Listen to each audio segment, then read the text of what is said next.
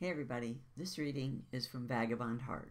Our main character, Quinn O'Sullivan, receives a mysterious video from her technology-challenged Aunt Maura, Quinn's favorite relative and a noted travel guide writer. All Quinn saw was an eyeball, nothing else. It seemed to jump out from the laptop's screen, and she reflexively leaned back in her desk chair. "Don't have a damn idea if this thing is even working," the eyeball's owner muttered. She immediately recognized the speaker as her Aunt Maura. After a few more curses, Aunt Maura sat back on the tiny plaid seat of her Airstream camper. Behind her were the familiar bright and yellow curtains with smiley faces that Quinn had chosen years ago. Aunt Maura tucked her shoulder-length gray hair behind her ears and tugged at a chin hair. She'd already forgotten the video was recording her every move. Quinn watched with amusement as her finger and thumb plucked the intruder.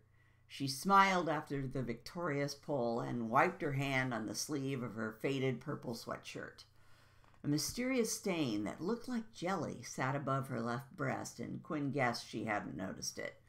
Maura was religious about working the crossword puzzle each morning while she had breakfast. Pieces of egg, toast, or pancake routinely dropped en route to her mouth as she analyzed the horizontal and vertical clues. Crosswords were just one type of game Aunt Maura enjoyed. She also loved travel adventures and had passed on that love to Quinn. "Okay, I'm ready," she announced, smiling into the camera. "Hi, Quinn. It's me, Aunt Maura. You're probably surprised to receive this, but I got this newfangled Mac laptop with a camera. Who'd have thunk you can make a movie with a camera the size of a pinhead on a machine no bigger than a heating bed? I know your generation is all about technology, but for me, it's as much a pain in the ass as it is helpful. I'm not sure you'll ever get this movie, but what the hell? When I'm done, I'll get it on that dropkick thing."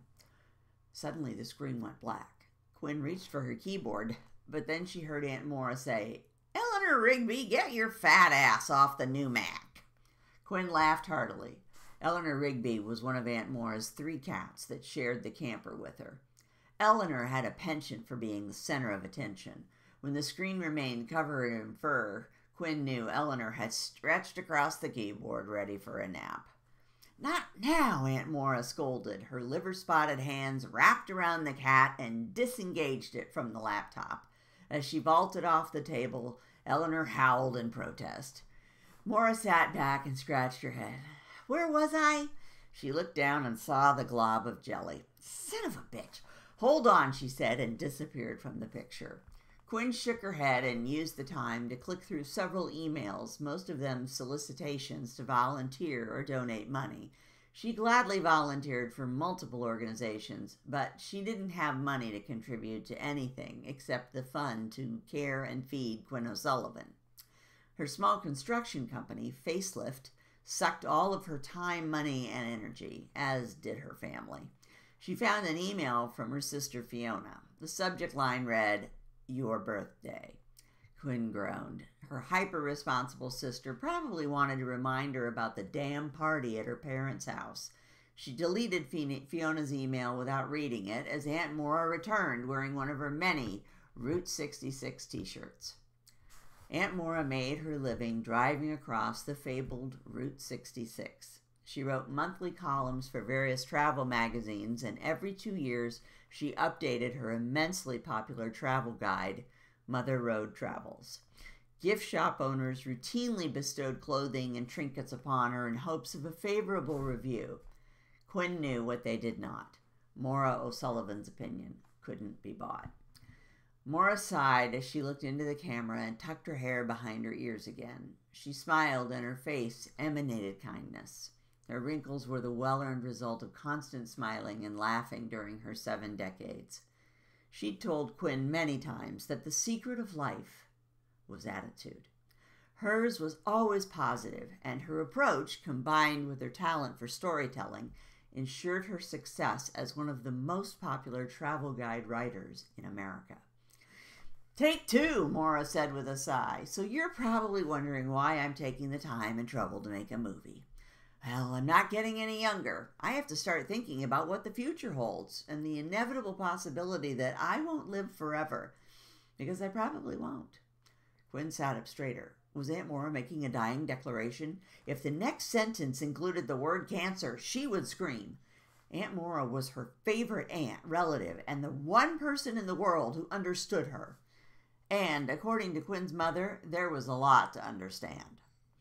I know you're busy, Mora continued, and you have your own life, although your father has offered to draw you a map because he doesn't think your life is going anywhere. At least not in the direction he would pick.